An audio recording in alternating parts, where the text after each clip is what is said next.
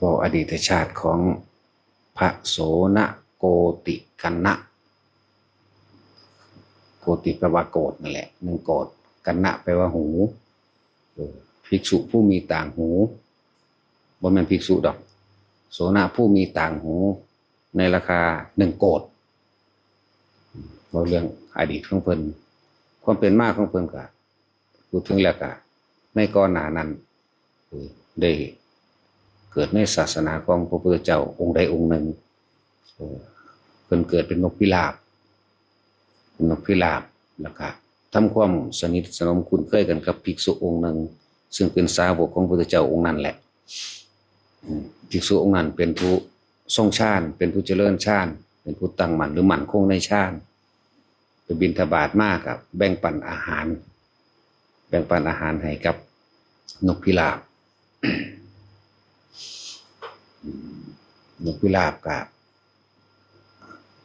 จำศีผ่าจำคำเทศคำสอนเวลาภิกษุองค์นั้นทำการสวดมนต์สาธยายธรรมในตัวเองแหละหรือบางครั้งก็ท่องจำบทคำสอนของพระพุทธเจ้าแต่ละอันนกพิราบก็จื้อไว้จำเอาไว้ต่อมาก็เมื่อนกพิราบนั้นตายไปเกิดอยู่สวรรค์คนเด้นกพิราบแต่ว่ามันมีอันนึงอยู่ดอกที่ว่าเป็นเหตุที่มาของตุ่มหูราคาหนึ่งโกฏเวลาได้ฟังธรรมแล้วแม่นภิกษุองค์นั้นสิอยู่หรือบ่อยู่ในกุฏิมุ่งบังนั่นก็ตามนกอันนี้สิบินไปหาเก็บดอกไม้การดอกไม้อันนั้นอันนี้มาบูชาไว้บูชาพระองค์นี้แหละบูชาจังสันตลอดแล้วก็บ่ว่าพระเพิ่นก็รับอยู่แต่ว่าบ่มีความปลื้มใจก็มากอ่ะคิดว่าไปทักอีหยังกลมๆคือกองแขนหรือตุ่มหูต่างหูนั่นแหละบ่ฮู้ว่าสิเอาหยังทดแทนบุญคุณดีกันเลยทักเป็นกลมๆเอาไปห้อยหูพระภิกษุองค์นั้นไว้นั่นแหละเป็นเหตุที่มาของว่าเป็นผู้มีต่างหูในราคาหนึ่งโกฏนะโสนะ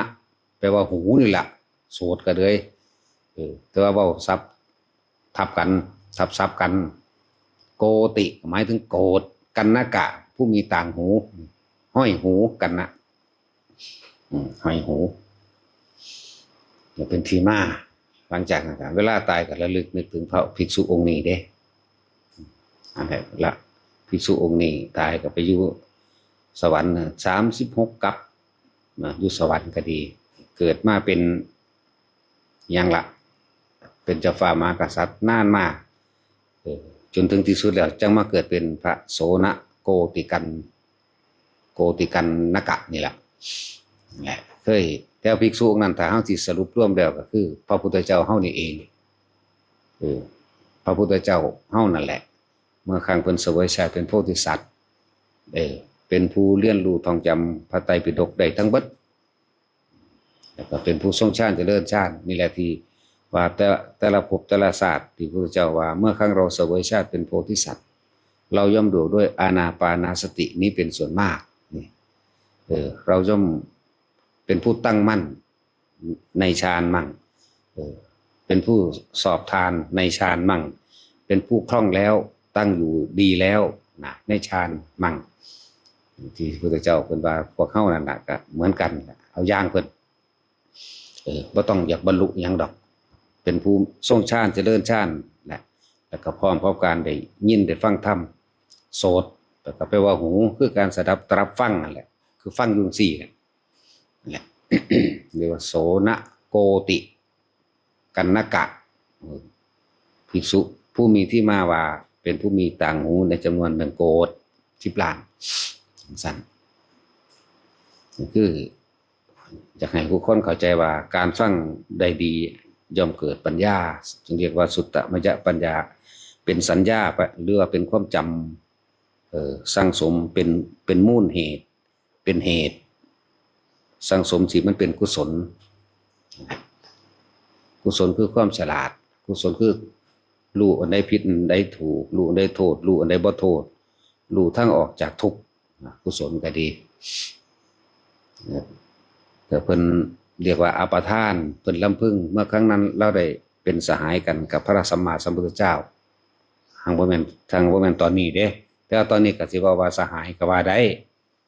เหมือนกับพระพุทธเจ้าว่าดูก่อนภิกษุทั้งหลายพวกเธอจงอาศัยกัลยาณมิตรอย่างเราพุทธเจ้าบ่ได้ถือพระองค์เด้กัลยาณมิตรอย่างเราเป็นหมู่เป็นพวกเป็นเพื่อน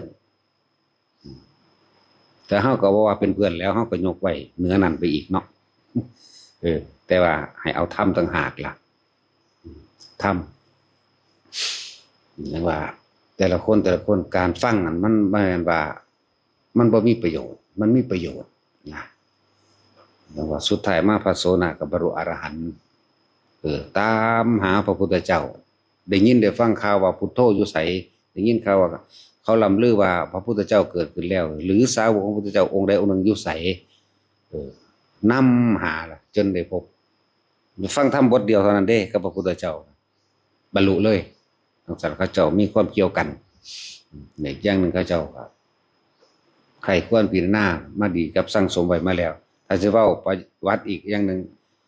เมื่อครั้งพระโสนะเนี่ยเกิดเป็นมนุษย์ติดต่อกันถึง100 ชาติได้บวชทั้ง100 ชาติเป็นตัดสลดใจบ่พวกเฮาได้บวชทั้ง100 ชาติชาติละ100ป้าตัวมันธรรมดาได้บวชตั้ง100 ชาติชาติละ100พรรษาตำราเขียนมาสั้นความจริงอาจจะครบมั่งบ่ครบมั่งหรือเลยมั่งก็มีเพราะบางพระชาติก็มีบางชาติก็อายุยืนจะเพิ่นมาเทียบใส่สมัยนี้คนบ่เกิน100 ปีจังซี่นะคนอยู่ประมาณนี้ประมาณ100 ปีบางที่บางชาติ80,000 ปี 40,000 ปีลักษณะนั้นอะไรจังว่าฟังไว้เถอะยังก็ดีมันบ่สูญหายไปไหนดอกขอให้เฮาใครควรพิจารณาอย่างเลยเอื่นว่าพระโสนะโกติกันนกะนี่มีคนแย้งว่าเฮาเว้าชื่อผิดว่ากับพระโสนะกุติกันนกะนี่คนละองค์โกติกับกุติหมายถึงที่อยู่ผู้ได้ฟังธรรมจากพระเจ้าในวิหารเดียวกันหรือในที่อยู่เดียวกันอันนั้นลูกของนางกาลีคนละองค์กันเด้ออันนั้นคนละองค์กันที่เขาแย้งแต่ว่าเป็นหยังเป็นธรรมดาสงสัยก็ต้องตอบให้โสนะโกตินี่แปลว่าโกฏกุตินี่ที่อยู่กันนะก็หมายถึงว่าได้อาศัยอยู่ในที่อยู่เดียวกันได้ฟังธรรมให้กับพระพุทธเจ้าหรือได้แสดงธรรมให้พระพุทธเจ้าฟังโอ้ยแต่จะบอกไปมันก็ยาวไปเลยเนาะลูกศิษย์พระมหากัจจายนะอยู่จังสันต่างหา6 ปีเสื้อสิมีภิกษุมาบวชได้บวชแล้วพระกัจจายนะจังว่าให้มาหาพระพุทธเจ้าแหละแต่เฉพาะเรื่องแม่แล้วก็นางการีเป็นผู้บรรลุโสดาบันทางฝ่ายหญิงองค์แรกบรรลุมือเดียวเหมือนบรรลุมือเดียวกันนั่นแหละครับพระอัญญาโกณทัญญะนั่นนะนางการีนี่แหละแต่ที่ก้าวไปมันยาวเนี่ยครับข้าคนศึกษาจริงแล้วเชื่อมต่อกันได้เบิด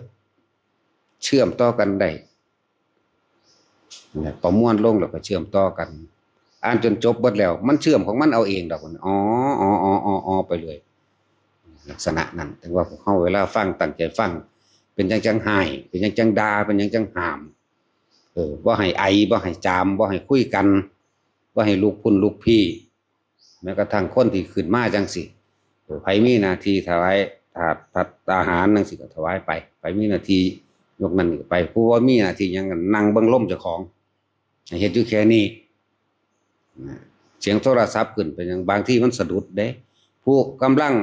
พิจารณาทำเข้าถึงจิตถึงใจนั้นปิ้งบ่เดียวล่มละเนระนาดจื้อหยังบ่ได้เลยพุ่นเด้บ่ธรรมดาเด้เสียงตูดๆขึ้นเท่าเดียวเท่านั้นเด้เวลาทำมันออกหรือเวลาที่คนที่กำลังใคร่ควรทำอยู่โยนิโสมนสิการตึกตองใคร่ควรในใจตัวเองกำลังตั้งมั่นกำลังดีเสียงโทรศัพท์ตูดๆบาดเดียวนี่ล่มเลย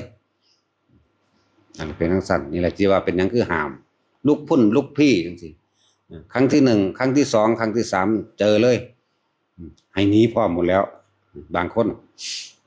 ก็เตือนได้บางคนก็บอกบ่ได้แล้วแต่บุคคล บ่มาตรฐาน แต่ว่ามาตรฐานบุคคลแล้วก็อุปนิสัยพอฝึกได้ก็ให้อยู่พอฝึกได้ก็ให้หนีสั่นแหละจังว่าให้พวกเขาตั้งใจ